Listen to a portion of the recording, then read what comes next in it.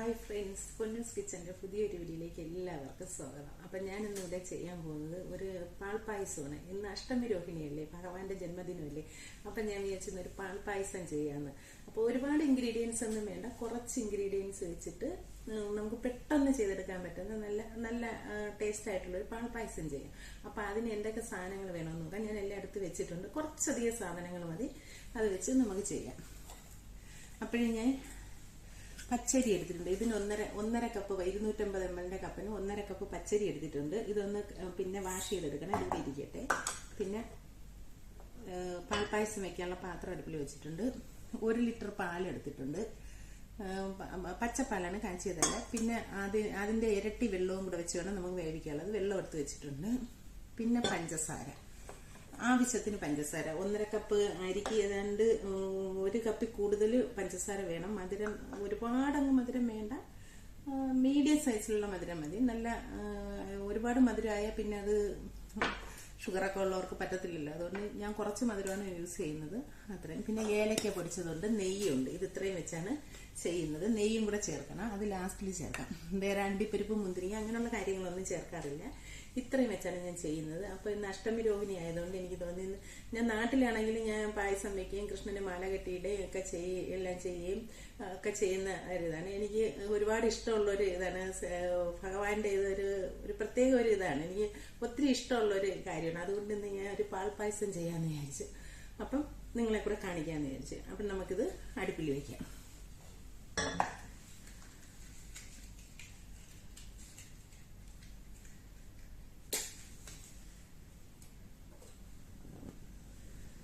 കത്തിച്ച് അത്രം വെച്ച് 1 ലിറ്റർ പാലാണ്. 1 ലിറ്റർ പാലും അതിൻ്റെ കൂടെ അതിൻ്റെ ഇരട്ടി കൂടുതൽ വെള്ളം വേണം. എന്ന് വെച്ചാൽ പച്ചരി നന്നായിട്ട് വേകണം. ഇത് നന്നായിട്ട് തിളച്ചിട്ട് നമുക്ക് അരി കഴുകി ഇട്ട് കൊടുക്കാം.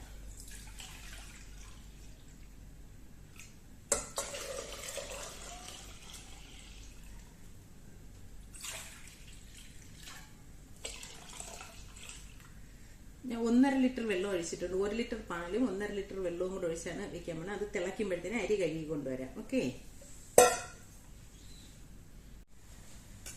അപ്പോഴെനിക്കുള്ള പാലൊക്കെ തിളച്ച് വന്നിട്ടുണ്ട്.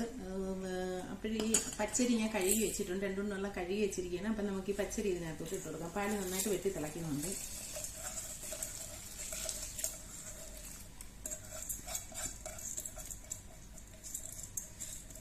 ഇനി ഇത് ചെറിയ തീയിൽ കിടന്ന് ഇത് വേകണം. നന്നായിട്ട് വെന്തതിന് ശേഷം പഞ്ചസാര ഇടാം. ഇപ്പൊ കൊച്ചു വന്നിട്ടുണ്ട്. അവളിന്ന് രാവിലെ തൊട്ടേ ഭയങ്കരമായിട്ട് വയലന്റ് ആണ്.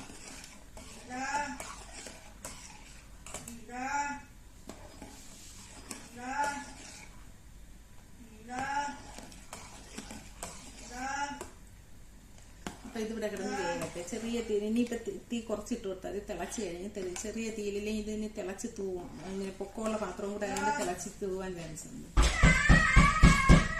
അവള് ഭയങ്കര വയലന്റ് ആണ്.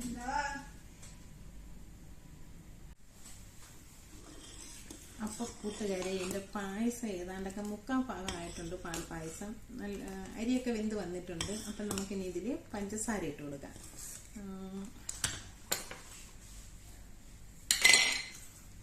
ഞാൻ ഇതിനൊരു 1.5 കപ്പ് അരിയാണ് എടുത്തത്. അപ്പൊ ഞാൻ ഇതിൽ 1 കപ്പും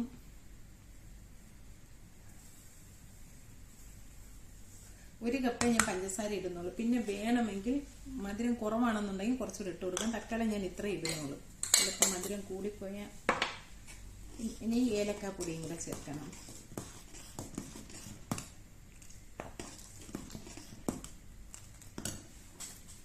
ഒരു 2-3 ഏലക്ക പൊടിച്ച് ചേർക്കണം. ഞാനിവിടെ പൊടിച്ച് വെച്ചിരിക്കുന്ന ഏലക്കയാണ്. കുറച്ചധികം പൊടിച്ച് വെച്ചിട്ടുണ്ട്. എപ്പോഴും ഏലക്കയുടെ പൊടി ആവശ്യമുണ്ട്. അതുകൊണ്ട്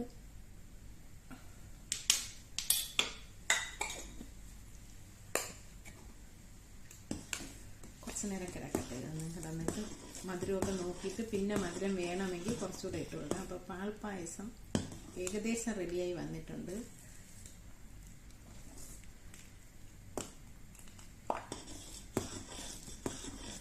ഇതിൽ ഞാൻ പിന്നെ അണ്ടിപ്പരിപ്പ് മുന്തിരിങ്ങയൊന്നും വറുത്തൊന്നും ഇടുന്നില്ല. സാധാ നമ്മൾ അമ്പലത്തിൽ നിന്നൊക്കെ കിട്ടുന്ന പാൽപ്പായസം അതേ ടേസ്റ്റിൽ അതേ രീതിയിൽ വെക്കുന്നതാണ്, അല്ലാതെ വേറെ ഒന്നും ചേർക്കുന്നില്ല. ഇനി ലാസ്റ്റിൽ ഇറക്കാൻ നേരത്ത് നെയ്യും കൂടെ ഒഴിച്ച് ഇറക്കുകയാണ് ചെയ്യുന്നത്. ഓക്കെ,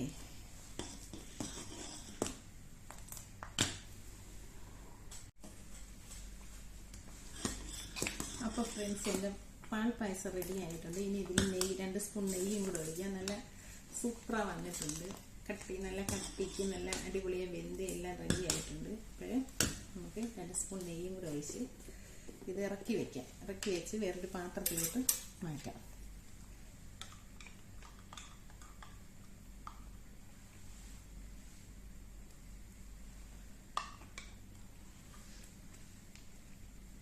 നല്ല അമ്പലത്തിൽ നിന്നൊക്കെ കിട്ടുന്ന അതേ ടേസ്റ്റിൽ അതേ രുചിയിലുള്ള പാൽപ്പായസമാണ് ഞാൻ വെച്ചത്. നിങ്ങൾക്കൊക്കെ ഇഷ്ടപ്പെടുകയാണെന്നുണ്ടെങ്കിൽ എൻ്റെ ഈ വീഡിയോ ഇഷ്ടപ്പെട്ടെന്നുണ്ടെങ്കിൽ നിങ്ങൾ ലൈക്ക് ചെയ്യണം, ഷെയർ ചെയ്യണം, സബ്സ്ക്രൈബ് ചെയ്യണം. ആദ്യമായിട്ട് കാണുന്നവരാണെങ്കിൽ സബ്സ്ക്രൈബ് ചെയ്യണം.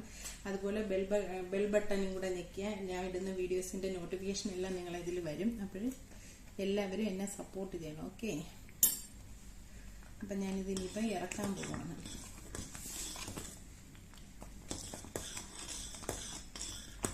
പായസം റെഡി ആയിട്ടുണ്ട്. അടിപൊളി. ഇന്ന് ഭഗവാന്റെ ജന്മദിനമാണ്. എനിക്ക് ഒരുപാട് ഇഷ്ടമുള്ള ഒരു എന്ത് കാര്യത്തിന് ഇറങ്ങുന്ന മുമ്പ് ഞാൻ ഭഗവാനെ ഒന്ന് വിളിച്ചിട്ടാണ് ഇറങ്ങുന്നത്. എല്ലാ കാര്യങ്ങളും സക്സസ് ആവാറുമുണ്ട് എനിക്ക്.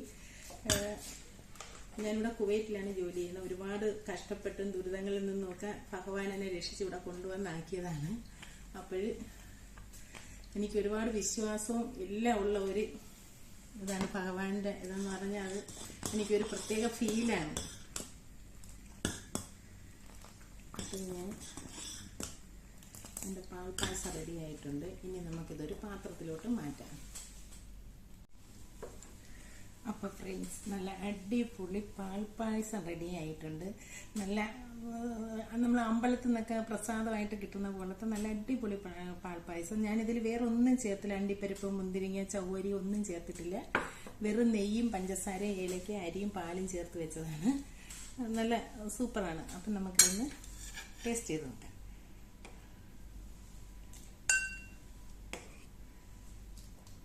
നല്ല ചൂടാണ്.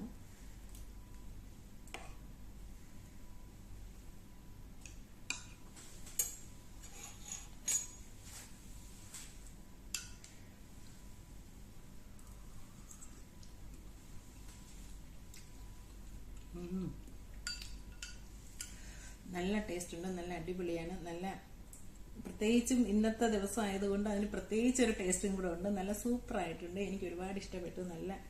നല്ല പായസമാണ്. അപ്പം അടുത്ത വീഡിയോയിൽ കാണുമ്പോഴേ